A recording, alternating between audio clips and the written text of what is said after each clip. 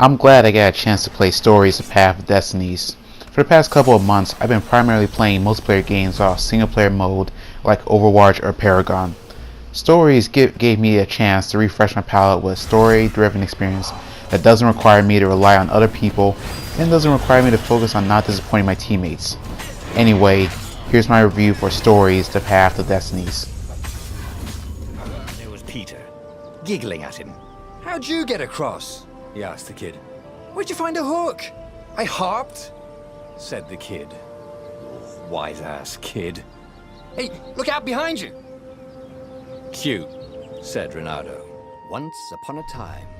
In Stories, you play as Renato, an anthropomorphic fox who retired from his life of being a swashbuckling adventurer.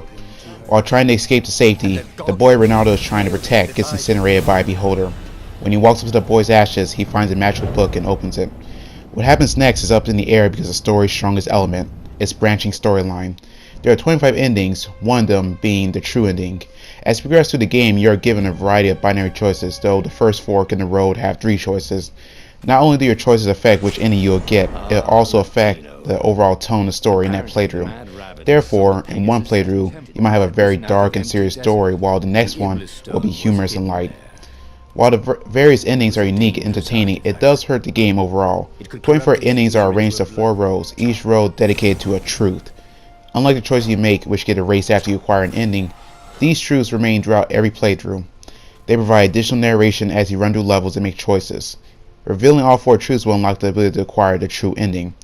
There lies the issue with stories, or really any game in which branching storylines and multiple endings is a key feature. It's not really a point to unlocking more endings than necessary because in the end, choices you make for an individual playthrough is pointless. When playing a game, the player's goal is to complete whatever objective the game gives you.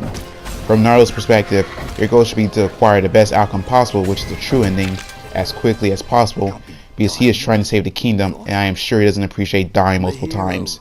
Therefore, people who are trying to get to the end of the game like me are going to get the minimum amount of endings and beat the game.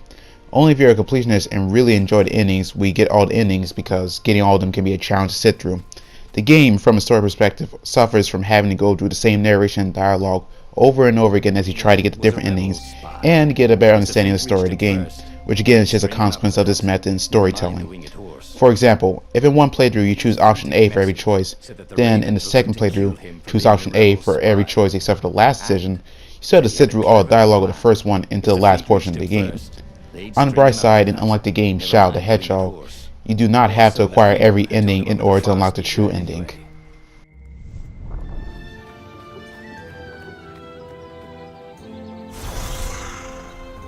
That was awesome!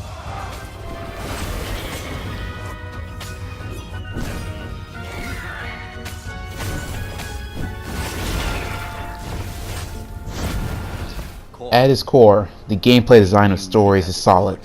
If you have played any of the games in the Batman Arkham series, or at the very least are aware of the combat mechanics, this game plays like one of them. When you're not engaged in light platforming segments, you are in combat segments. When you walk into one of the predetermined areas of the map, enemies will spawn. You spend most of the time repeatedly smashing the attack button while the enemies watch you beat them senselessly. Occasionally, the enemies will show their displeasure for being attacked by attacking back. They will display this that they are attacking by having an exclamation point over their head. You can block and or counterattack by moving in their direction and pressing the attack button. Then you continue to beat them senselessly until the sequence is over. Ultimately, this is the problem of the game. Much like the story, the gameplay gets dull quickly. While there are enemy variety, level progression, and items you can equip, the enemy doesn't require really different strategies, and all the skills, weapons, and items provide passive boosts or abilities. The most distinct change to gameplay you get from these upgrades is the ability to slow down and or stop time when you counter at the right time, but it doesn't add much to the gameplay. It only gives you some time to decide what to do next. The combat and story suffer from the fact that the player spends most of the time only hitting one button, which the 3 actions you need to survive of the 6 available are configured to. Although I have no issue with this since I have been playing warrior games my entire life, the story doesn't have the spectacle that games like Hyrule Warriors or the Batman Arkham series have. While the levels have various pathways and locked areas, which requires different swords to open, once I acquired all the swords and got all the upgrades I wanted, I had no desire to explore the maps. By my fourth playthrough, I was tired of playing the game, to the point of wanting to avoid as many combat areas and alternate pathways as much as possible. Hello, this is a fellow Smash. After doing some editing and going through another playthrough of the game to get more footage for the game, I realized I should expand upon my points more earlier in the video. First thing, grappling hook and the dash ability are technically the first skills you can unlock in the game, therefore meaning not all the abilities are passive.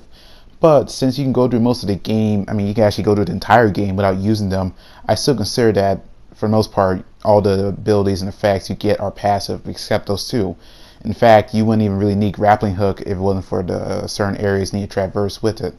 Second, when I said this game was a spectacle, that's not entirely true. I realized after playing again through the earlier parts that the camera zooms out as there's more enemies, and therefore you can't really see as well as what Renardo's doing. But once there's fewer enemies, you can actually see a lot of the flips and the spins and the backstabs he's doing, and therefore it is more interesting than I initially thought. Anyway, here's the conclusion. Get all the ingredients for a pretty nifty sword. Stories, The Path of Destinies is a solid game. I want to make that very clear. The narration and dialogue is interesting, at least the first couple times through, and the combat is satisfactory. Unfortunately, its storytelling design is very repetitious, and the lack of complexity in the combat sequences makes trying to unlock all endings arduous. Despite that, I recommend buying this game.